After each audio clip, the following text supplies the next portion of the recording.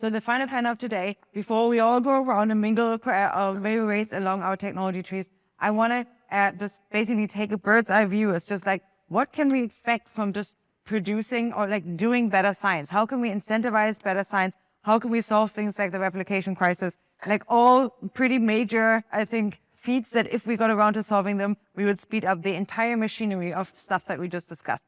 Okay, so Vincent, I just got off your slide. So you're the first one to share a little bit. Where do you want to be going and how can people help?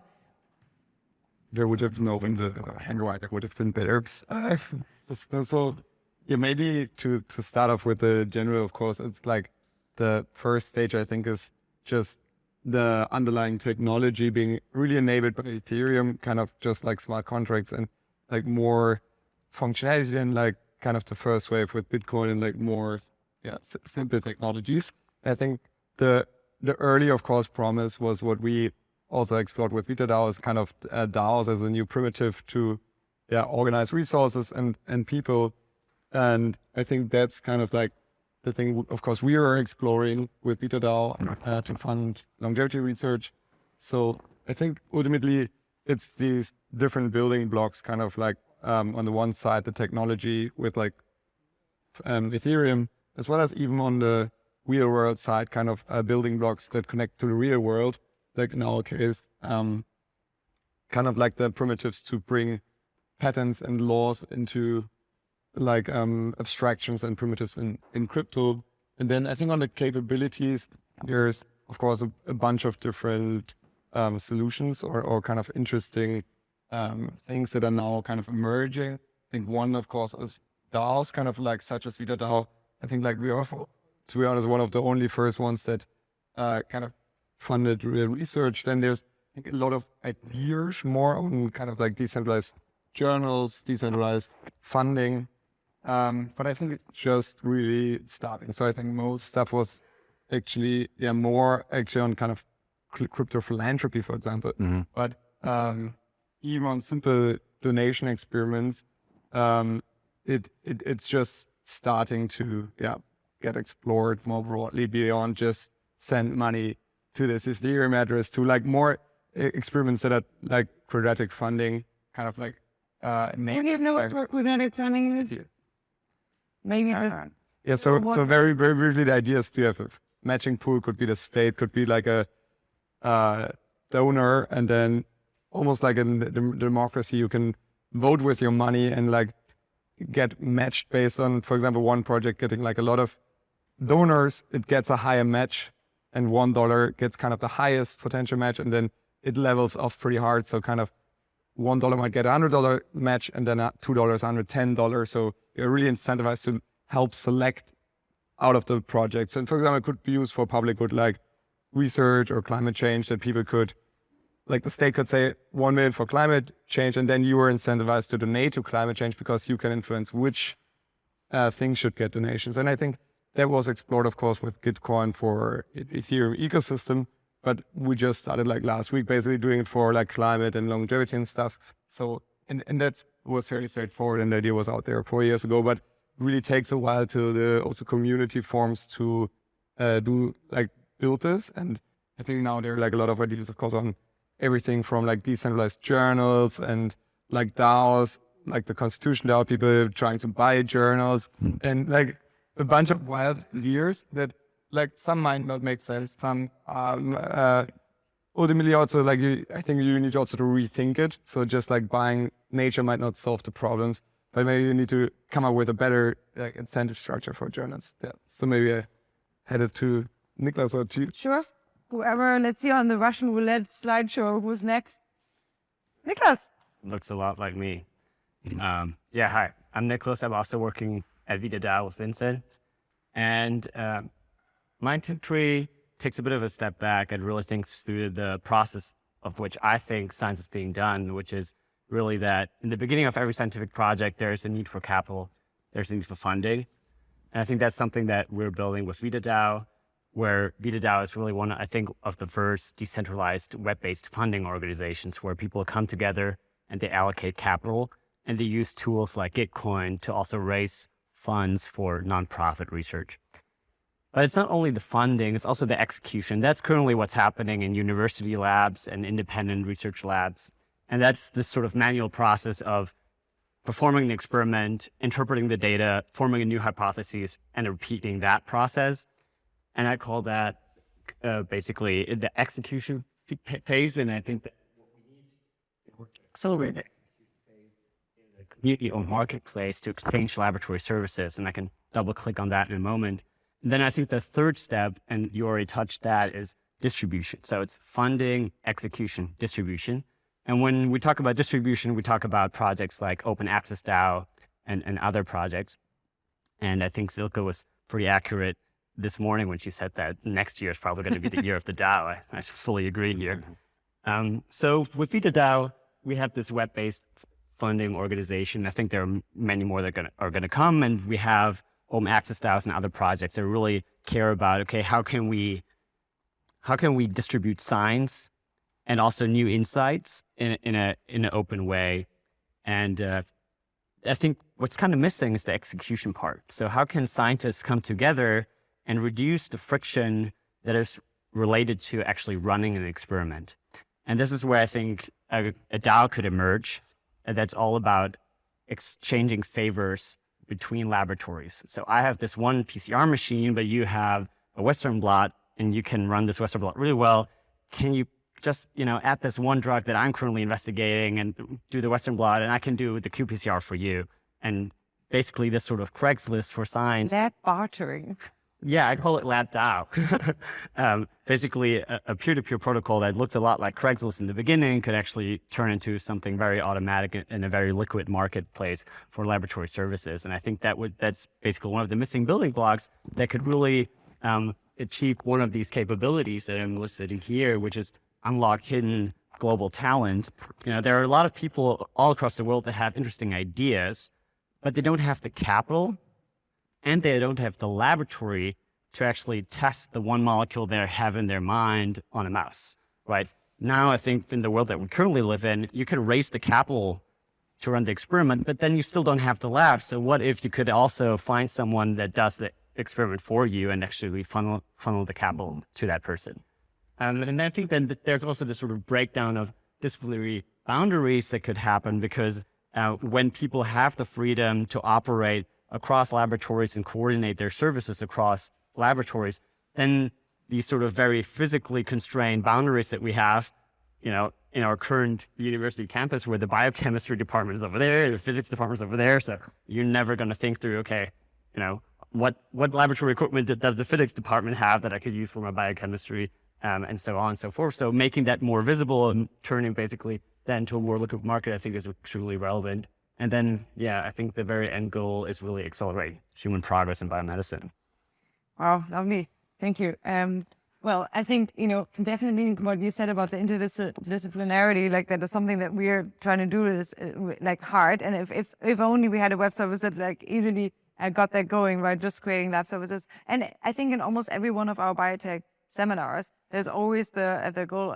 There's always someone who's at one point saying just like, oh, if I had known that you wanted that, like I could have done that in this experiment, and like it's always like, you know it after the fact. And so I think coordination on that end would be really, really valuable as well. Okay, Phillip, you were up next. Phillip, tell us a little bit about what DeSci is. You actually claimed the domain, didn't you? We did, yes. So let me talk a little bit about why I'm excited about decentralized science. So I'm a scientist by training. I've been working as a professor like for over 10 years now. And for me, really the most exciting thing about Web3 and DeSci is the possibility that we can basically rewrite and reconstruct the institutions of science and the incentives that scientists have, and also the way that they're rewarded and financed. We can basically rewrite all of that from scratch. And this is huge, guys, because currently the institutions that we have, they're very, very difficult to change, and they're far from optimal. Just to give you two examples. So we have, in many fields of science, we have a raging replication crisis.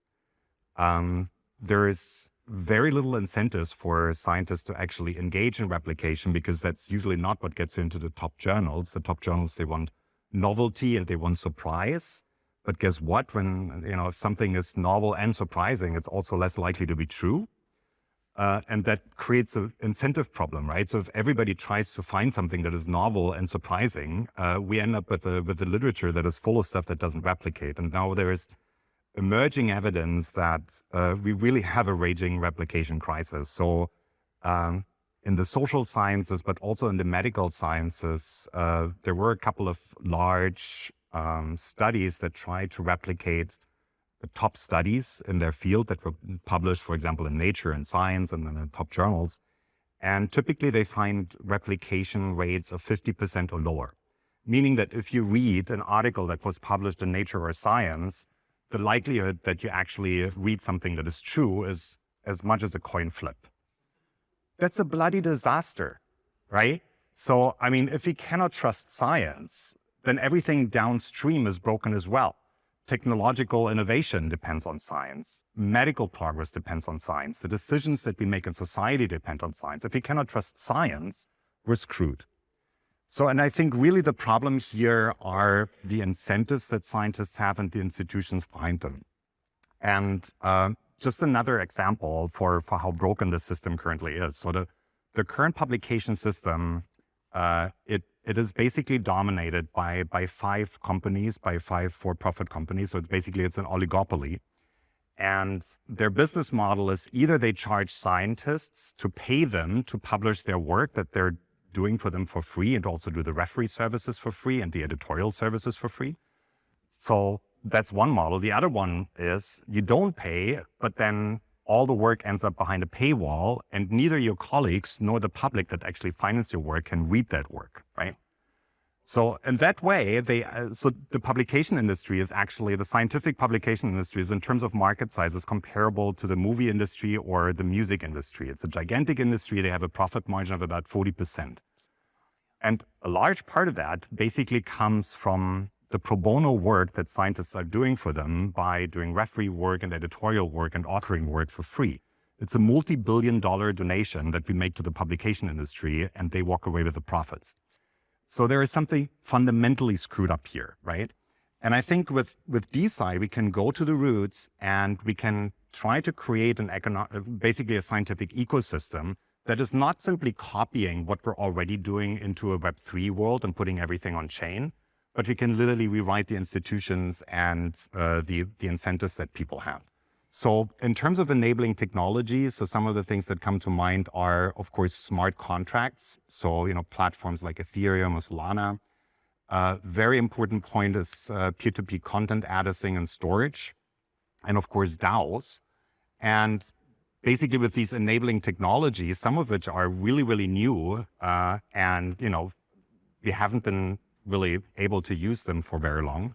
But now that they're out there, we can do things like we can have scientific manuscripts, data, and code stored on the permaweb, immutable, accessible for everybody, as computational objects on which we can then operate the scientific consensus mechanism, which is basically a fancy way of me saying peer review and selecting the work that is actually most important for a scientific field. So we can build a science microeconomy that would actually change the incentives towards rewarding not only novelty, but also replicability. So we would probably be able to recouple the incentives of doing something novel and surprising with incentives to do science that actually replicates. We could also reward quality and speed, for example, for peer reviews in a much, much better way than we currently do. And of course, this is where you guys are the pioneers. We can have new ways to develop funding instruments for research, but also for science-related services such as peer review that are much faster, more targeted, and more capital efficient than they are in the current world. And with that, I think we can actually build science that is more reliable, more transparent, more independent, and more openly accessible. So that's what I'm dreaming of, and that's why I'm in this space. Great, lovely. Do we have lots of hands up, and I didn't even get to ask the question yet. Okay, so you didn't get to ask your question before, so I'll go to you next, and then continues. And if we have time, we go over here. focus. Okay, wow. Okay, let's go. Fire away. Fire away, Ali. How do you feel, like, what is an example that you can think of how to actually reward replicability? Because I feel like there's just difficult economic incentive structure to create. Yeah. I can speak to that too, but you go first. We're brainstorming it. So one simple way how you could do that is by having replication bounties on new scientific discoveries, where, for example, the magnitude of the replication bounty could depend on how important the contribution is to the field, right? So it could depend, for example, on the ratings that referees and editors give to a particular scientific paper, or the number of citations that a paper has gathered. And you can literally basically have a price that says, well, here's $10,000 or $20,000 or whatever, and for you guys out there in the scientific community, we want you to replicate what the study did. And you submit an analysis plan that describes exactly how you're going to do that, and then there's going to be referees that are basically just going to look at your analysis plan, and they're going to decide if this potential replication approach is actually well-powered, if it makes sense. And if it is, you may be eligible to claim a part of the replication bounty, independent from whether the empirical result of your experiment is actually replicating the original study or not. So that would be one way of doing that. Okay. Providing these funds, because in the chain of makes profit, Right. in the current system, the publishers make money from the publishing there. Yeah, So exactly. who's making money from that bounty being put up? Well, the scientists. The scientists are claiming the money. No, but Who's paying? Who's paying the money? the bounty, what's the incentive of someone putting up a bounty? Right. So I think that there is, at the beginning, to bootstrap such a system, I think we do need to rely on patronage, right? On goodwill. And I think the good news is that there is a lot of people out there that have money, and they want to actually do something meaningful with it. So I do think we have a shot here, and the work that you guys are doing is exemplary of that. Okay. Right. And just tag along that very quickly. The moment that you have a scientific result that is relevant for biotechnology that could turn to a therapeutic, there's real commercial interest. So a technology primitive that we use is an IP NFT, which is something that the researcher creates and then really aligns the incentives for the scientist and the potential acquirer that's a solid piece of science. So that's going to be priced into the IP NFT. The market is going to basically decide what's the value of that science. And then obviously people will be interested in pressure testing that insight. Yeah. Okay, we have time for one more question. So thanks. This is a great the publishing industry is 450 years old. The disciplinary structure is 200 years old. The funding has never been sorted out. It's a hierarchical creative industry that doesn't work. It seems from outside it works, it doesn't work. I suggest that we step back a little bit, given where we are. Yeah, so the question is, how do we generate new knowledge on this planet in which there are 8 billion, soon 10 billion brains wired together with 1 trillion silicon chips? And this whole system is generating this knowledge in a way that we have some kind of way of testing what kind of statements can we get away with. Yeah, maybe that's one step. But the one step is generating those statements. Yeah. And I'm extremely skeptical about the solutions that you put up so far, that you suggested. Because when we see something like Oxford University, one of the largest departments, we tried a version of this. It was not as clever as you have, but there are 80 labs, people could use each other's labs. There was almost zero use.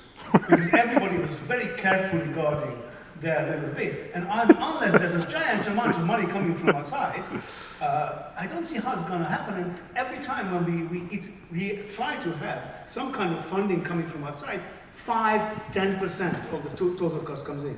So maybe there are some people out there who are willing to add an additional 5-10%, but the remaining 90-95% needs to come somehow from the state. Please answer. I think that was more common. I'm getting out of it. Okay, just two remarks related to that. So first of all, I think, yes, fixing science is an incredibly complex problem. And so I think there are a lot of things that actually need to be fixed, and there is probably not going to be a universal solution for all of them. But what is really cool here is that basically with this Web3 toolkit, in principle, we can give the scientific community the tools that they need to figure out how they can actually make it work, right? So because now we can actually, we can develop incentives and institutions from scratch. We can try out, we can literally do randomized controlled trials that tell us what works and what doesn't. Completely impossible up to now, right? All these institutions. So I'm talking about science institutions, right? So Evolve scientific. yes, exactly, right? And the second thing is, Close it down in a minute. I do agree with you that in the long term, the government will have to play a role in this because they are the ones that are primarily responsible for providing public goods. But I'm not optimistic that they will be an early adopter or that they will be much help at the beginning. If anything, I think they will be late adopters. Thank you. Any final words from you guys? No. I think what we're seeing is a Cambrian explosion of science-related DAOs and projects. So there's going to be some kind of evolution or natural selection of what mechanisms work and which doesn't. And we have now the building blocks to bridge this valley of death when it comes to like biotechnology translational science, because scientists can go direct the same way that artists could go direct with the NFT craze. Now it's scientists' turn. We're the original creators, and now we can go direct. We can sell our ideas. We can market the IP we generate. So I think this is a really exciting time to be a scientist. Lovely. Okay, thank you so much, guys. This was fantastic. Super cool.